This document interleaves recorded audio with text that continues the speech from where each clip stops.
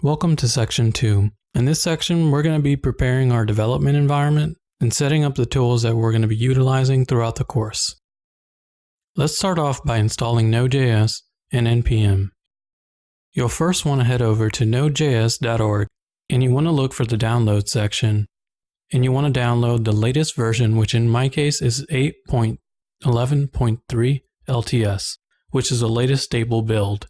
The installation itself is pretty straightforward. Just select all the default options when installing Node. After installation, you'll want to verify that everything was installed correctly. Open a new terminal window and type in node-v. And if everything was installed correctly, you should see the version of Node.js that you installed. You can also type npm-v to see what version of NPM installed with Node.js. And finally, you can execute Node by typing node, and then you can enter any JavaScript data such as hello from Node.js.